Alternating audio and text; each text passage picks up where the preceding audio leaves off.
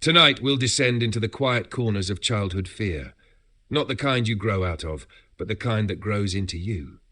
This is the story of Elliot, a boy like any other, living on a quiet street where every house looks the same.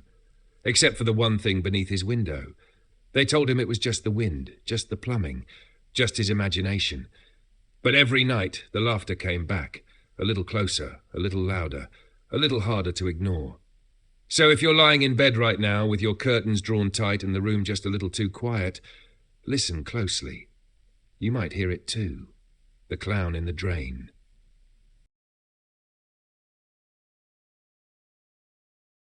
The first time Elliot heard the laughter, it was almost too faint to notice. It came on a Tuesday night, just after his mother had kissed him goodnight and turned off the lamp shaped like a rocket ship on his bedside table. The wind scratched softly at the windows, and the trees outside swayed like dancers in the dark. He was nearly asleep when he heard it, barely more than a whisper. A giggle, high-pitched, wet, just below his window. He sat up in bed and turned his ear toward the noise. Nothing, just the distant hum of a car engine rolling down the wet street. He waited, listening. Still nothing. Elliot lay back down, his heartbeat already settling, his thoughts turning again toward the school trip next week and whether anyone would sit next to him on the bus. He closed his eyes, and then it came again. This time, louder, clearer, laughter, not like the kind he heard on cartoons, not even like the chuckle his dad made when reading the paper. This was different. It rose and fell in pitch unnaturally, like a recording being played through warped speakers underwater. Something about it made his skin feel tight. He slipped out of bed, his socked feet silent on the carpet. He crept to the window and pushed aside the curtain just an inch. Outside, the suburban street was empty. Moonlight bounced off the slick pavement. A few porch lights were still on across the way. The storm drain below his window was a simple rectangular grate, carved into the curb like all the others on the block. He stared at it. There was no one there. When he pressed his ear to the glass, he heard only the quiet sigh of the wind. He told himself it was nothing, probably just the plumbing or maybe the wind playing tricks on him. Still, he had trouble falling back asleep, his ears tuned to every creak and groan of the house. The next morning, Elliot tried to bring it up over breakfast. There was this laughing, he mumbled, shoveling Cheerios into his mouth. His mother was pouring coffee, half-dressed for work, her phone already buzzing on the counter. Laughing? Outside, last night. Probably teenagers again, his dad muttered, flipping the newspaper. Those older kids from the next block over. You remember them from Halloween, don't you?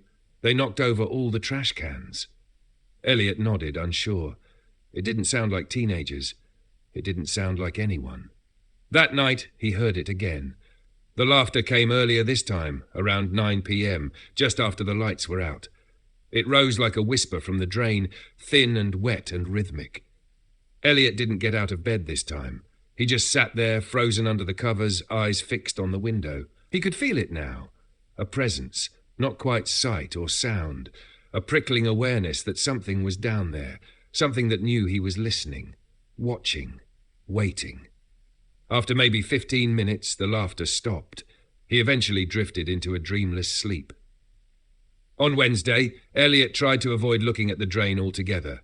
He crossed the street on his way home from school, even though that meant walking past the Simmons dog, who always growled at him. That evening, he asked his mom if he could sleep with the door open. Why? No reason, he said, shrugging. She gave him a look, then nodded. Okay, but no getting up to play with Legos after lights out. I'll hear you. He didn't play with Legos that night. Instead, he lay awake and stared at the crack of light coming in from the hallway. The laughter returned around 10 p.m. this time. It was more rhythmic now, like a chuckle timed with a breath. Each exhale carried a wheeze, a sticky kind of resonance, like mucus in the lungs. He sat up, his sheets felt damp against his back. From his bed, he could just see the top of the window. The light outside was faint. No street lamps nearby, just the moon, just the drain. A single shadow passed across the bottom of the curtains. He held his breath. Then he heard something new. Scraping. Something metal. Clawing against the inside of the drain. Slow. Deliberate. As if whatever was down there was pulling itself closer to the edge. Closer to the surface. Elliot whimpered, then clamped both hands over his mouth.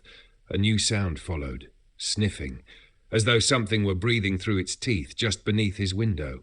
And then silence. He didn't move for what felt like an hour. Only when the hallway light flicked off, his mother finally heading to bed, did he dare lie down again. Even then, he didn't sleep. By Thursday morning, Elliot looked pale. His eyes were puffy. He poked at his breakfast until his mother finally touched his arm. "Sweetheart, what's wrong?" He hesitated. "I think there's someone in the storm drain." His father snorted. "What, like a homeless guy?" "No." Elliot looked from one parent to the other, like a clown. They both stared at him. "You saw someone dressed like a clown?" his mother asked carefully. He nodded. "Not all of him, just his face, in the dark." His dad sighed. "Elliot." "I swear!" His mother glanced at his dad. "Maybe we should look into it, just in case." "Oh, for God's sake." "No, really. If he thinks there's someone in the drain, maybe we should just take a look. He's clearly scared." Elliot smiled faintly. That evening, just before dinner, his dad went outside with a flashlight. Elliot watched from the window as his father kneeled by the storm drain and peered inside. He poked the flashlight through the grate and moved it around. He even called down into it. "Hello? Anyone there?" But there was no response. After a minute, he stood and shook his head. "Nothing," he mouthed to Elliot, then went back inside. That night, Elliot tried to stay awake. He held his flashlight under the covers, flipping it on every time he heard a creak or groan. But sleep took him anyway, pulling him down. When he woke, it was to silence and footprints. On the inside of his window, small, perfectly round, muddy footprints. Almost like paws, but with elongated toes, or maybe fingers, pressed against the glass from the inside. He screamed. His parents came running. His mother saw the prints first and recoiled. "What the hell is that?" she whispered. His father examined them with a frown. "Looks like mud. Maybe he had dirt on his hands and touched the window in his sleep." "I didn't," Elliot cried. "I didn't touch it." "Calm down," his mother said, rubbing his back. She cleaned the glass with a rag and opened the window to let in some air. Elliot stood at the far side of the room, shaking. His father eventually left for work. His mother stayed home. That night she checked the window herself, locking it and placing a chair beneath it. She kissed Elliot twice before bed and told him not to worry. But Elliot did worry. The laughter came back, clearer now. It sounded almost cheerful, but fake. The kind of laugh you hear in fun houses or old-timey cartoons. A sound painted on like a mask. Elliot didn't get out of bed this time. He just stared at the window. The footprints were gone, wiped clean, but the glass started to fog. A breath from the inside. He squinted. A slow smear dragged across the inside of the glass as if an invisible hand were drawing a finger through condensation. A shape began to form. A smile. Too wide, too wet. Elliot covered his mouth and closed his eyes. When he opened them again, the smile was gone, but the window latch had shifted. It was unlocked, and the chair beneath the window was no longer there. There was no sound when the window opened, no gust of wind, no creak, no squeal of the latch being nudged loose by time or weather, just the quiet click of the lock no longer being in place. The kind of noise that might go unnoticed in the day, but in the still of night, echoed like a gunshot through Elliot's skull. He lay in bed, his body rigid beneath the covers, listening. Something was wrong with the air in the room. It was heavier, thicker. He could smell something too, a damp, musty scent, like rotting leaves and metal. It wasn't strong, just present, as if the room had been sealed off for years, and only now reopened to something old and wet and decaying. The window had been closed when he went to sleep. His mother had latched it. He watched her do it. He watched her push the chair up beneath it and promise, "See? Nothing can come in now." But the window was open. The curtains fluttered slightly in the breeze. The chair was gone. Elliot sat up, inch by inch, his sheets falling quietly into his lap. He looked across the room. His eyes adjusted slowly to the dark. There, in the centre of the floor, the chair sat upright, facing the bed. He wanted to scream, wanted to call for his mother, but something in him, some quiet, ancient animal instinct, told him that making noise would be a mistake. Like shouting in a forest when something is watching from the trees. He slid his legs out from under the covers and lowered them to the carpet, wincing at the cold. One slow step at a time, he crossed to the window. He peeked out, careful not to touch the curtains. The street was still. Nothing moved. The storm drain below looked the same as always, dark, rectangular, carved into the concrete like a wound. But even from here, Elliot could sense it watching him. Not the drain. Something in it. He closed the window, latched it, pushed the chair back beneath. Then, shaking, he returned to bed and stared at the ceiling until dawn bled pink across the clouds. On the school bus, everything felt distant. Voices came muffled. The bus engine roared louder than normal. Even the bumps in the road seemed disconnected, like the bus was floating. Elliot sat by himself. He looked out the window and tried to count the cracks in the sidewalk, the water spots on the glass, the kids on their porches with backpacks and snotty noses. He didn't tell anyone what happened. He didn't tell his teacher or his classmates, or even his friend Bennett, who used to like scary stories until he got in trouble for reading one under the table last fall. Elliot just waited. Watched. Thought. There was no point anyway. No one would believe him. Not about the footprints. Not about the chair. Not about the laughter. When his mother asked if he wanted the hallway light on, Elliot said no. "You sure?" she asked, kneeling beside the bed. "You've seemed a little off lately." "I'm fine." She studied his face. "You know you can talk to me, right?" Elliot hesitated. "Yeah." She stood up. "Okay. Love you, sweetheart." "Love you too." The door clicked shut. Elliot listened to her footsteps retreat down the hall, waited for the creak of her own bedroom door, the sound of her slippers sliding off. Then he got out of bed and knelt at the window. He opened it. Just a crack. The air smelled like rain. He stared down into the drain. This time he had a flashlight. He clicked it on and pointed it straight down. For a moment all he saw was the glint of the grate and the slick concrete inside. Water trickled past some leaves. Then the light caught something further in the tunnel. A colour. Red. No, white.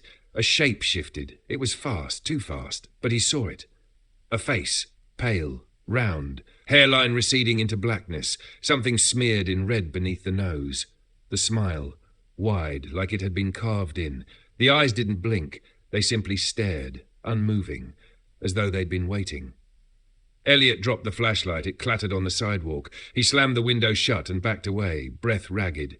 The flashlight stayed where it fell, and somewhere below the street a laugh burbled out, wet, thick, playful, like it knew. The next morning, the flashlight was gone. Not stolen, not broken, just gone. Elliot stared at the spot by the drain for several seconds before running back inside without a word. That night he couldn't sleep. His sheets twisted around his legs. The air felt wrong again. The smell was back, damp and metallic, like a soaked penny pressed against the roof of your mouth. He lay there, heart pounding, until he heard it. Not laughter, not footsteps, not sniffing, tapping, on the window pane, from the inside. He sat up. There it was again. A slow, deliberate tap, tap, tap, as if fingernails were gently drumming the glass just inches from his pillow. He turned his head. The curtain moved slightly with each tap. He wanted to run, to scream, but his legs wouldn't cooperate. He slid slowly out of bed, his feet hitting the carpet with a soundless thud. With a trembling hand he reached out and pulled the curtain aside. The window was shut. But on the inside of the glass were more prints. Not footprints this time. Handprints. 5-fingered, long, smudged with something dark and wet. The fingertips were perfectly aligned with his headboard, as though someone had stood behind him while he slept. He stumbled backward, knocking over a stack of books. The noise echoed through the house. Footsteps rushed down the hall. His door flew open. "What happened?" his mother asked, blinking against the darkness. Elliot pointed. The prints. But when she looked, the window was clean. Dry. "No more late-night books," she said gently, pulling him into a hug. "Your imagination's eating you alive." "I'm not making it up," he whispered. "I know," she said. But she didn't mean it. Saturday. Elliot stayed in bed most of the day. He only left to pee and to push food around on a plate at dinner. His mother told his father they'd talk about options if this continued. His father didn't respond, just chewed, staring through the wall. That night, Elliot placed a line of toys on the floor between the window and the bed. His old army men, plastic dinosaurs, a slinky. If anything moved through the room, it would knock something over. He also placed his alarm clock on the windowsill, facing in. If the window opened again, maybe the clown, if it was a clown, would knock it off. He left the hallway light on. He left the window latched.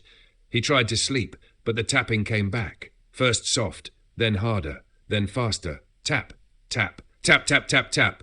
He sat up and stared at the curtain. The tapping stopped. He got up, slowly, carefully. He stepped over the toys and touched the curtain's edge. Then, bang! The alarm clock crashed to the floor. All the toys fell over at once. A breeze swept through the room. He stared in disbelief. The window was wide open. On the sill were two perfectly round footprints. Facing inward, Elliot turned around and saw a balloon, red, floating in the corner. Where the shadows were thickest, the string trailed to the floor. Something was holding it. Something crouched just out of view. He took a single step back, and then the balloon popped. Loud, sudden. The sound echoed through his skull. The room went dark. He screamed. His mother came running, but there was nothing there. No balloon. No footprints. No open window. Just Elliot, curled up beneath the bed, eyes wide, heart racing. That night he slept in his parents' room, but even there, he could hear the laughter, and it was coming from the vent. The vent hissed softly through the night, a low, steady exhale of air from the duct above his head. Elliot lay between his parents, his mother's arm slung loosely over his chest. Her breath was warm against his shoulder. His father snored quietly, his back to them. But Elliot didn't sleep, because just beneath that breath of air, below the hum of the house, the same sound kept surfacing. Giggles, barely audible, hidden under the ordinary, like it had figured out how to hide in the background. He clenched his eyes shut, trying to pretend it wasn't real. But he knew. It had followed him. It had gotten in. In the morning, Elliot refused to go back into his room. He stood at the threshold, staring across the carpet, waiting to see if anything moved. His mother, brushing her hair in the hallway mirror, caught his reflection watching his own bedroom door. "You can't sleep in our room forever, Elle," she said softly. "I know," he murmured. He entered cautiously, like someone stepping into a lion's den. The air felt off again. It wasn't cold or hot. It was still, like the inside of a bottle sealed too long. The balloon was gone. Of course it was. The alarm clock was back in place, the toys reset. His mother had likely cleaned while he was still asleep, but he didn't ask. He didn't want to know. At breakfast, his father turned down the radio and cleared his throat. "Your mom and I think it might help if you spoke to someone, a counsellor." Elliot stared at the soggy cereal in his bowl. "You don't believe me," he said. His mother leaned in. "Sweetheart, we believe you believe something is going on." He pushed the bowl away. "I'm not crazy. No one's saying that." Elliot stood up. "I just don't want to end up like Jacob." His parents paused. Jacob had lived 2 houses down.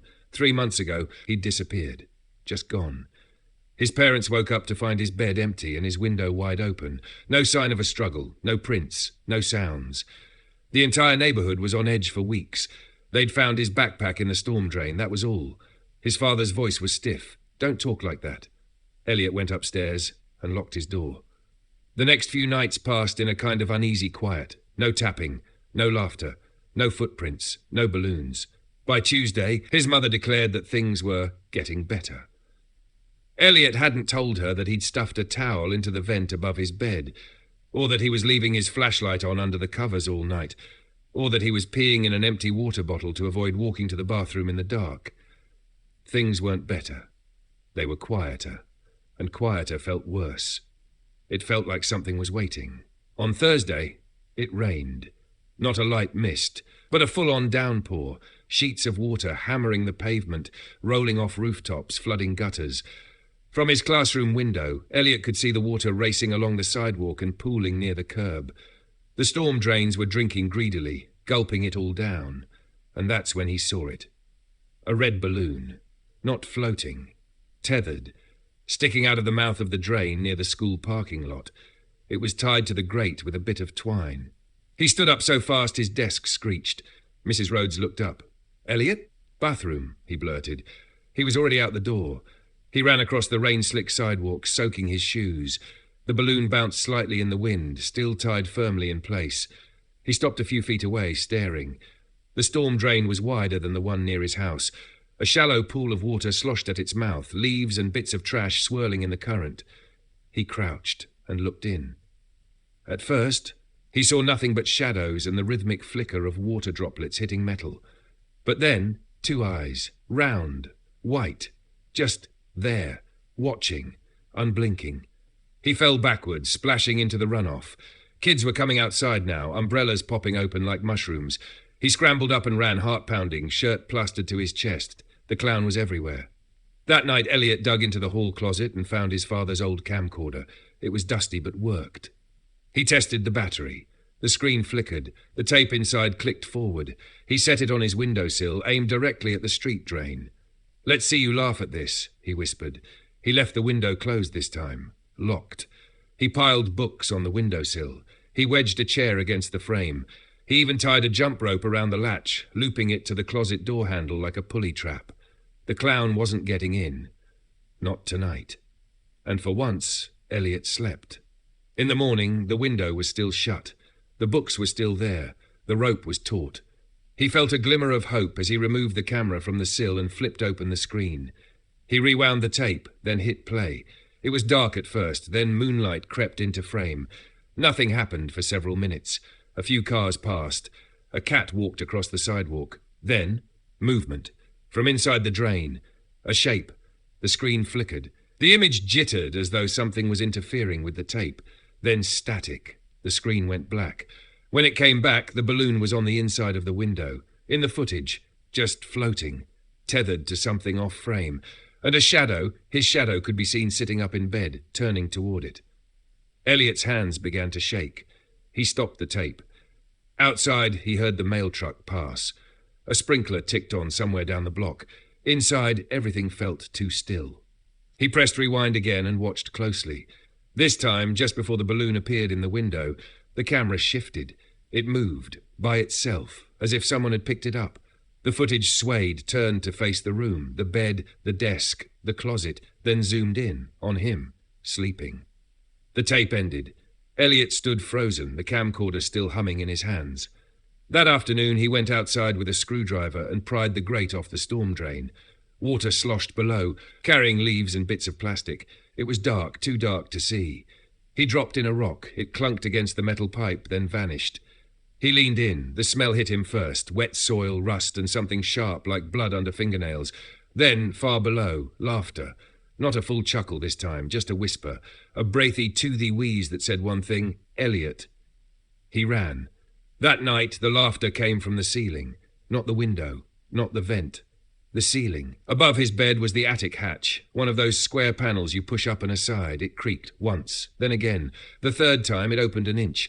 Dust trickled down. A smell followed. Mildew, wet carpet, the scent of old clown makeup, talc and grease paint, and something foul beneath. He didn't move, didn't breathe, didn't blink. From the gap, 2 fingers emerged. Thin, white, gloved. They tapped once on the ceiling. Twice. Then retreated. The panel slid closed. Silence. Elliot didn't sleep. He just stared up, waiting for it to open again. By morning, the attic hatch remained closed, but dust lingered on Elliot's blanket. Not much. Just a trace, like flour sifted from above.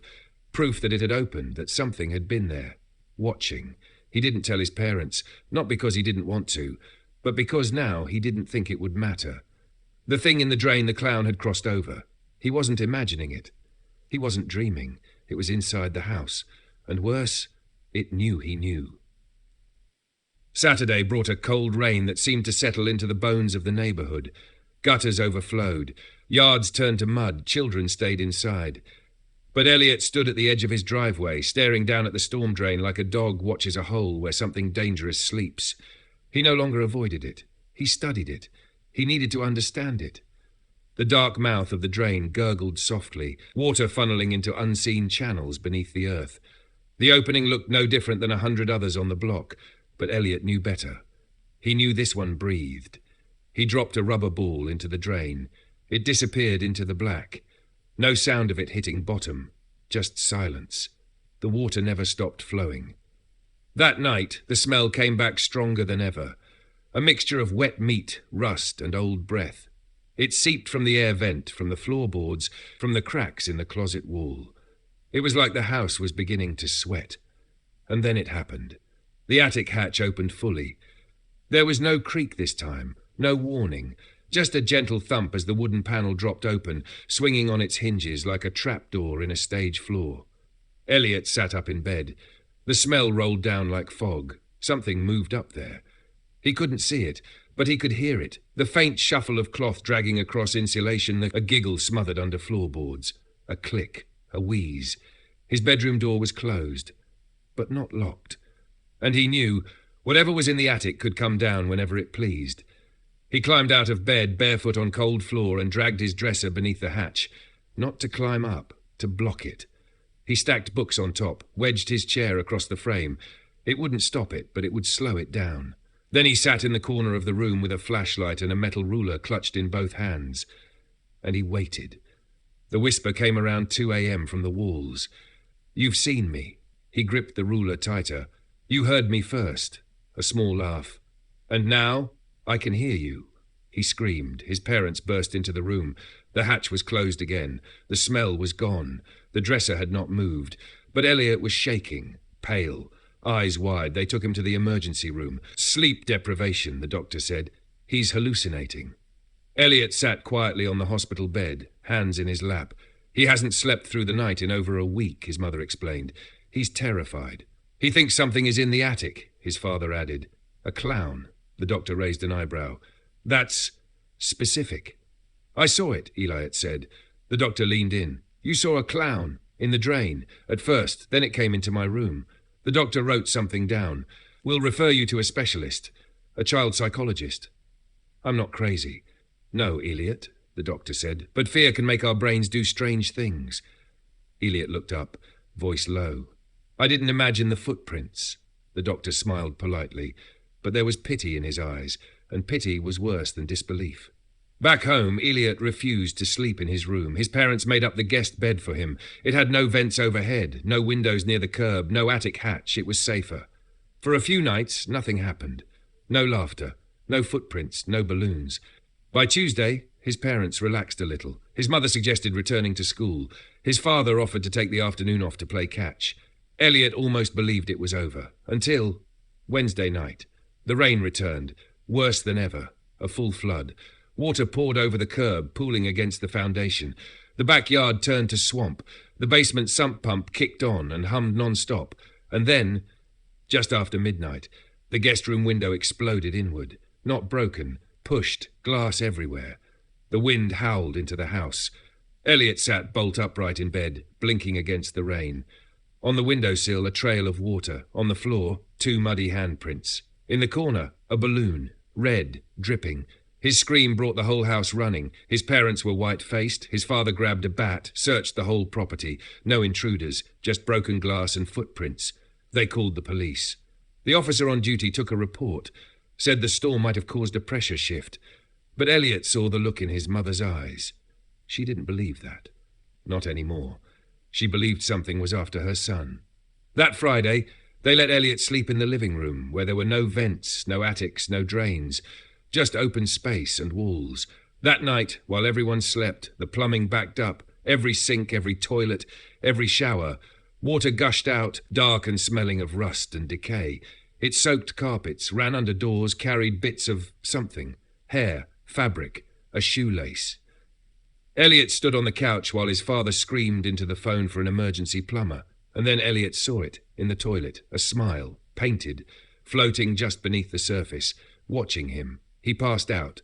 The plumber came the next day. He went down into the crawl space beneath the house. Didn't come back up. They found him hours later, wedged against a pipe. Eyes wide. No wounds. No trauma. Just dead.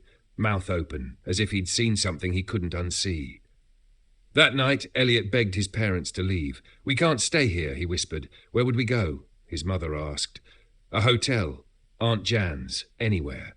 His father opened his mouth. But before he could respond, the floorboards groaned beneath them. Something heavy walked across the upstairs hallway, but they were all downstairs. All of them. The steps stopped directly above the couch. Elliot looked up at the ceiling and saw it. A face. Pressing through the plaster from the other side. The faint outline of a grin, the bulge of a nose, the tap of gloved fingers just under the paint. His mother screamed. His father ran for a knife, and Elliot backed into the corner, staring at the ceiling. At the clown. inside the house, inside the walls. They didn't leave the house. Not that night. Not ever. They meant to, of course. His father threw a duffel bag together, half-packed, hands trembling. His mother wrapped a raincoat around Elliot and told him not to move from the couch. The storm outside was biblical. Rain lashed against the windows like fingernails, thunder growled low and long, and the power had gone out hours ago. But something had changed in the house. The walls were breathing. Each room seemed to inhale slowly when they entered and exhale when they left. A damp humidity lingered in the air, coating everything in a cold sheen of sweat. The lights were out, but the shadows flickered on their own. The wood floors were soft underfoot, not rotten, saturated, sodden, alive. "Get in the car," Elliot's mother whispered. "Now." But when his father opened the front door, the knob snapped off in his hand. The door didn't budge. He threw his shoulder into it once, twice. On the third try, the glass panel shattered outward. Water poured through. The street outside was submerged. The storm drains had backed up. Water surged through them like veins, black with silt and sludge. The curb, the sidewalks, the lawns, all gone, underwater. The whole block had become a shallow canal, and at the centre of it all, barely visible through the flood, a single red balloon, bobbing gently over the spot where the storm drain used to be, the same drain beneath Elliot's window. They retreated into the kitchen, sloshing through ankle-deep water as the pipes groaned inside the walls. Something banged once, twice, deep beneath the floorboards. "It's in the plumbing," Elliot whispered. His father shushed him, wielding the butcher knife like it might matter, like it could stop what had already slipped inside. There was a splintering sound above them. The ceiling bulged downward, drywall cracked, water dripped in thick black beads. Then laughter, playful, warm, like a children's show host about to make balloon animals, only it echoed from every corner of the room, as if the walls had mouths. Elliot clamped his hands over his ears and screamed. His mother tried to shield him. His father backed toward the pantry, muttering, "No, no, no, no." The refrigerator door swung open by itself. Inside was a clown's shoe, dripping, still laced. They tried the garage. The car was flooded. The windshield wipers jerked spastically, then stopped. Elliot's mother opened the door and screamed. There was a handprint on the inside of the rear window. A child's hand. Too small, too long, like someone had pressed it there with too many fingers. Back inside, the house had grown darker. Somehow. The water was up to Elliot's knees now. Furniture floated. The couch spun lazily in the current, knocking into walls. Something unseen tugged at his pajama pants under the surface. He didn't look. Didn't want to see. They climbed the stairs, sloshing higher, moving slower. Elliot glanced behind him. The red balloon had made it inside. It floated quietly at the bottom of the stairs, its string curled around a step. The water began to follow. Upward. In his parents' bedroom, they blocked the door with a dresser. His father pulled open the closet, searching for his old handgun. It wasn't there. The only thing hanging from the coat hook was a clown nose. Bright red. Foam. Still wet. Elliot curled up in the corner, hands around his knees. "I don't want to go in the drain," he whispered. His mother knelt beside him, pulling him close. "You're not going anywhere, baby. We're getting out of here." "But it's already here," he said. "It doesn't want to come out." She stared at him. "It wants to pull me in." That night, the attic hatch opened again. Not in Elliot's room. In his parents'. The square in the ceiling groaned open, and a ladder unfolded with a soft creak. No one had ever seen a ladder there before. It hadn't been there, but it was now. The water in the room rose slowly, slapping against the bed frame. A balloon floated down from the attic. It was black this time, deflated, heavy, and inside it, a small object, something sharp. Elliot picked it up and turned it over in his hands. It was his tooth. One of the molars he'd lost months ago, now cracked and dirty, tied to a string inside the balloon like a prize. He dropped it, and the attic laughed. His father climbed the ladder first, hand shaking on the rungs, knife clenched between his teeth. His face was grey with panic. The attic was dark, silent. When he reached the top, he turned his headlamp on and screamed, just once, then vanished. The ladder retracted, the attic sealed, silence. Elliot and his mother beat on the ceiling. No answer. The water was now nearly to the windowsill.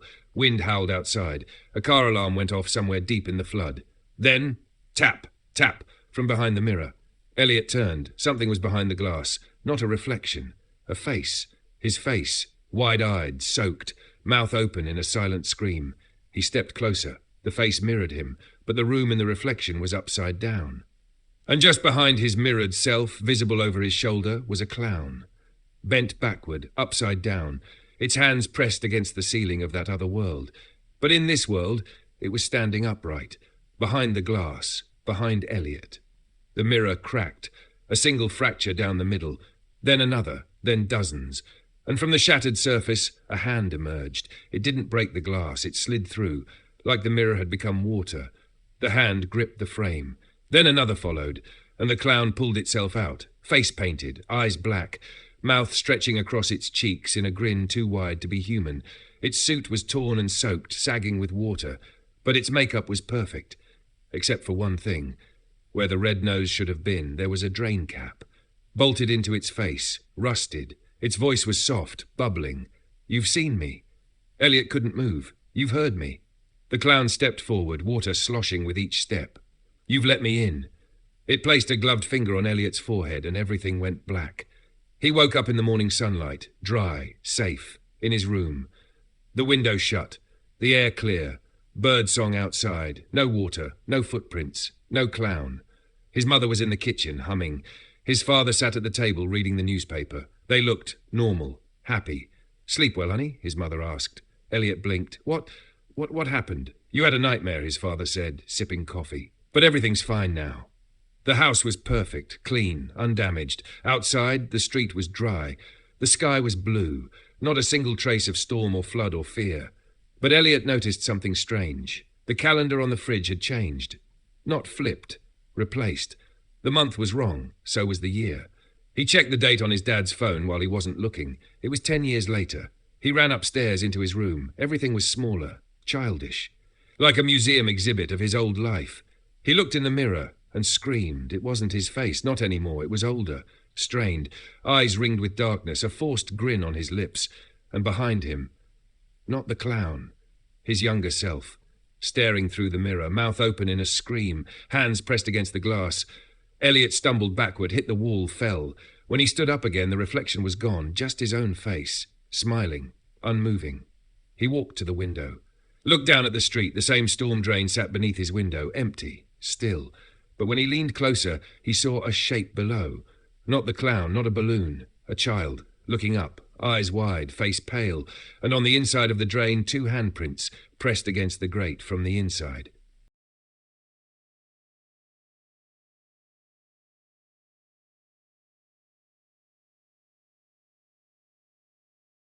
You've reached the end of the story, but some things don't stay buried. Some things wait in drains, in dreams, in mirrors, and sometimes they don't want to come out. They want to pull you in. Sleep well tonight, and if you hear laughter beneath your window, don't look, just close your eyes and let it pass. Until next time, good night.